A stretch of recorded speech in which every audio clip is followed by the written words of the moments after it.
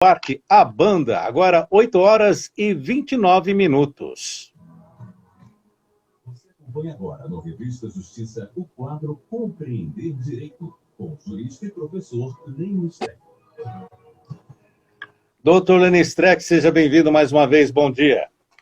Bom dia Sérgio, bom dia ouvintes, bom dia teleouvintes. Não sei como a gente chama essa nova categoria hoje. Seguidores do seu Instagram. Isto. Ontem foi o dia do estagiário. Eu até republiquei no Facebook um texto que eu fiz em homenagem aos estagiários em 2012, em que eu disse: todo o poder aos estagiários, eles ainda tomarão o poder, basta estarem organizados. Eu até sugeri à época, ainda quando a CUT era um sindicato, hoje eu não sei mais se a CUT existe, mas o tempo eles fizessem uma organização, porque eles já tinham a senha da gente. Eles fazem tudo. Então, bastava eles dar um clique e tomar o poder. Brava gente brasileira, esses estagiários. E hoje, então, com a assinatura digital, tá tudo tão mais fácil, né, doutor Lênin? O estagiário hoje, ele mesmo pode estar em Paris, o que é quase um crime impossível, mas se o seu chefe está em Paris e ele está na sede, o mundo continua. Está certo, doutor Lênin Streck. Rapidamente, antes de entrarmos nesse assunto, que é um assunto mais denso, sério e também que provoca várias reações, futebol, e o Grêmio hoje, será que se vinga do Flamengo sem o Jesus? Pois é, eu até publiquei o Evangelho de Jesus, que são o primeiro evangelho é isso: jogador joga. O versículo segundo, jogador ganha e não tem folga. Terceiro, então o Jesus deixou o seu legado, e eu não sei se o Renato, nosso técnico, aprendeu. Então, claro que hoje o Grêmio está vacinado com relação a isso, né, ao vírus dos 5.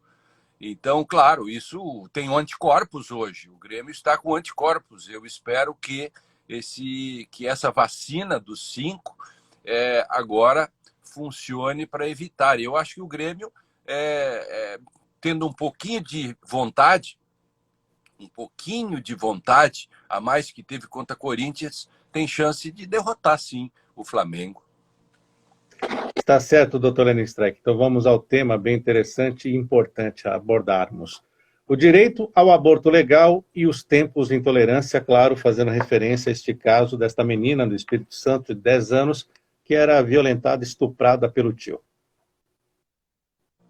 Bom, tem um poeta que eu gosto muito, que é o Stephen Gorg, que diz que nada seja onde me falta a palavra. Quando eu vejo um episódio como esse, eu fico pensando quais as palavras que eu vou usar, quais as palavras que eu usarei ou estão à minha disposição para poder falar de algo tão bárbaro que aconteceu em 2 aspectos.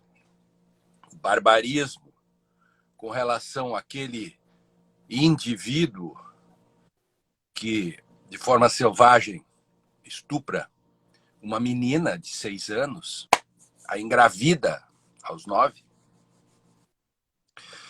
E depois, a Malta, a Súcia, o Valhacouto, sabe? A Súcia de poltrões, eu estou usando vários adjetivos dessa gente medieval, sem ofender as partes boas do medievalismo, da pré-modernidade, do obscurantismo, do terraplanismo, que se postam na frente do hospital para insuflar e para evitar que os médicos façam aquilo que está na lei desde 1940. Será que as pessoas não se dão conta de que a lei permite isso, porque tem alguma razão para isso, de que se não fosse por nada, depois de 40, a sociedade avançou muito mais, os países europeus. E eu não preciso dizer se eu sou moralmente a favor ou contra o aborto, Sérgio. Não importa se eu sou moralmente a favor ou contra. Os países europeus, por exemplo, fizeram plebiscitos. Plebiscitos. Veja que essa questão é tão complexa e depois se resolve por plebiscito. E na Alemanha, quando foi feita a primeira vez a descriminalização do aborto, lá nos anos 70, o tribunal considerou inconstitucional essa lei que descriminalizava. Foi daí que surgiu aquele princípio que chama Untermaßverbot, que é o princípio da proibição de proteção deficiente. Depois essa questão evoluiu. A Europa, portanto, hoje considera o aborto não mais crime. Mas nem é disso que se trata. Se trata de uma questão humanitária. Se trata de se colocar no lugar do outro. Se trata de, antes de condenar a menina, sim, o que estavam fazendo era colocar as culpas na menina, a coisa mais abjeta, de que é como se ela pudesse fazer algo com relação àquilo e que se ela permitisse ou lhe tirasse o bebê, né, ela estaria condenada ao inferno. Que inferno? Essa gente de há muito já está próxima. Por isso que Deus, outro dia eu fiz uma brincadeira, Deus vai mandar outro dilúvio. Vai mandar outro dilúvio e vai pegar só aqueles que agem em nome dele fazendo atrocidades. Deus disse, vou salvar apenas os ateus. E olha que eu sou cristão. Eu corro risco até de, por isso, eu sou cristão. Mas Deus diz, eu estou fazendo uma metáfora, salvarei apenas os ateus, porque nenhum ateu comete um crime em meu nome. Porque o que eles estavam fazendo é tudo em nome de Deus, da religião, cometendo essa atrocidade contra a menina. É isso que eu quero dizer agora, falando muito, muito, muito sério, entende? Então, essa é uma questão de tolerância. Esse é o tema, Sérgio. Nós nos tornamos absolutamente intolerantes, inclusive em relação à questão da barbárie. Nós tornamos tolerantes com a barbárie e, com isso, somos absolutamente intolerantes com os direitos humanos. Doutor Lenin Streck, nesse caso que temos, além da violência que essa menina já vinha sofrendo, né, tantos anos, a violência até de desrespeito à preservação dela, não foi? Estavam negando aí, porque no fundo, se a gente fizer um raciocínio profundo, aquelas pessoas que estavam ali, as pessoas das redes sociais que estavam condenando o aborto da jovenzinha, né, dessa menina, uma criança, Sérgio, uma criança, as pessoas não sabem disso, uma criança. Veja o que disse o Olavo de Carvalho, justificando. Eu mostrei isso para minha mulher ontem, para a Rosane, e ela abriu e viu aquela manchetezinha e disse, eu me recuso a olhar. Eu me recuso a escutar alguém, por exemplo, dizendo que era bom ela ficar com o bebê porque as criancinhas, as meninas gostam de brincar de bonecas. E que a criança é uma boneca. E se perguntar...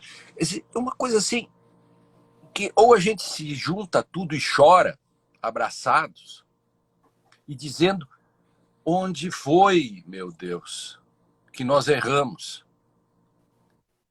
Em algum lugar nós erramos para que as pessoas até poderiam pensar essas coisas. As pessoas pensam as coisas mais sórdidas do mundo, mas as pessoas saírem de casa, se pararem na frente do hospital, fazerem redes dentro da internet contra isso.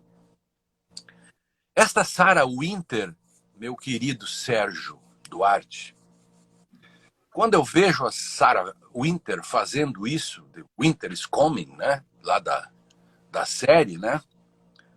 Eu fico pensando se eu tivesse que perder minha primariedade e partir para cima, estou fazendo uma metáfora de mim mesmo, mas e eu tenho que me segurar. Me causa tanto asco, assim, tanto eu fico por causa da humanidade e gente como ela, eu fico pensando que se eu a encontrasse eu perderia a minha primariedade. Eu confesso isso. Eu confesso. Eu sei que não faria. Eu sei que não faria, mas eu lendo e vendo o que foi feito e a falta de empatia com as pessoas. Por que essas pessoas não fizeram, e muitas delas bem de vida, fizeram uma vaquinha, como se diz, para comprar uma casa, para sustentar, então, essas coisas todas que não foram feitas. Onde nós erramos, nós falhamos, a humanidade falhou, e o resultado está aí, e falhou nos dois lados. Falhou porque estupra desse modo, e falhou porque acaba impedindo, ou quer impedir, que o resultado isso tudo, né, é difícil falar sobre essas coisas. E as pessoas que se dizem cristãs esquecem do livre-arbítrio, né, doutor Lenny Streck? Claro. E a questão da Bíblia, né, da cristandade, enfim, eu que sou cristão, e há vários modos de ler a Bíblia, né? Porque porque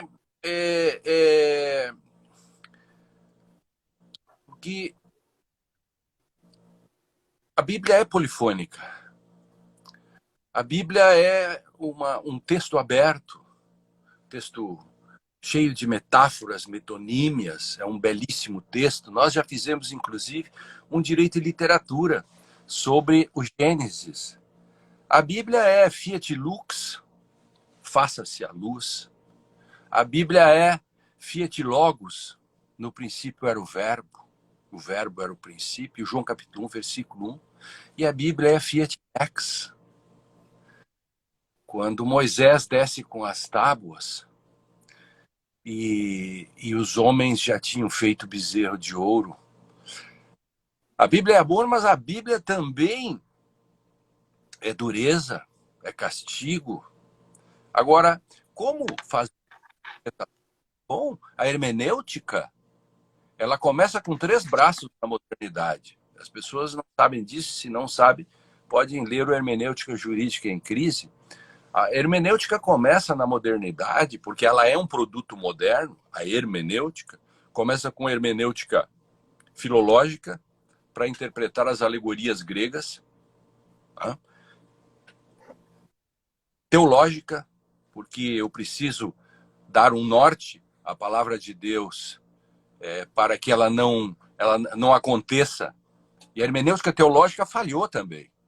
Porque o que se faz hoje em dia em nome de Deus é porque também na hermenêutica teológica nós falhamos. Como falhamos também na hermenêutica jurídica, que é o terceiro braço. Então, veja, talvez nós tenhamos acertado só na hermenêutica filológica, das alegorias. Mas nós falhamos na hermenêutica teológica porque fariseus, charlatães, em nome de Deus, Senhor Jesus, em nome de Deus, fazem atrocidades. E também, em nome da hermenêutica jurídica, fazemos atrocidades todos os dias. Então veja como tudo isso junta, isso vem lá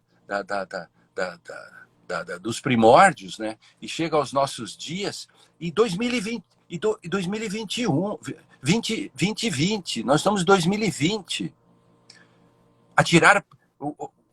Aquela cena de Recife era como aquela cena da Bíblia, da prostituta. Atire a primeira pedra, aquela questão toda. E as pessoas que fizeram tudo aquilo poderiam atirar a primeira pedra? Eram justos, eram ímpios? Eram justos para poder fazer isso? Já que estamos falando dessa questão tão utilizada, porque o argumento utilizado foi religioso. E se o argumento é religioso, eu vou nas escrituras para saber em que sentido é que se justifica. Será que Deus defende a vida desse modo? Desse modo? E se Deus é todo-poderoso, ou a questão é perguntar. Deus também é muito tolerante, né? Porque não mandou nenhum raio, nada para... Aí vem, quero te responder, né? O livre-arbítrio, tudo isso para lhe dar razão na sua pergunta, porque se não fosse assim, ele teria mandado um raio. Como ele não mandou, quando ele mandou um anjo dizer que fulminaria Sodoma e Gomorra. E Abraão perguntou, não és tu o Senhor de todo o universo e não és justo? Aí pergunta, haverá 5 justos? Haverá 10 justos? E mesmo assim o Senhor o fará? Então Abraão enfrenta Deus. E talvez aí Deus se transforme naquele que diz, eu obedeço a mim mesmo também. Isto é, porque Abraão o insta, diz, se o Senhor é Deus de todo, o Senhor não está acima da lei. E ele não fulmina a arrogância de Abraão. Ele deixa as coisas acontecerem, por isso que não fulminou aquela gente. Porque senão teria fulminado. E teria protegido a pequena contra o livre-arbítrio do mal que foi estuprá-lo. Gente, é uma coisa para de manhã pesada. Mas, enfim, é o que se tem neste café da manhã. É isso, meu querido Sérgio. Doutor Lênin Streck, obrigado por estar conosco mais uma vez. O senhor continua aí no seu Instagram com os seus seguidores no bate-papo. Então, até a próxima semana. Um grande abraço. Um grande abraço, meu querido. Um grande abraço. Agora em Brasília, 8h47. Agora eu vi uma coisa aí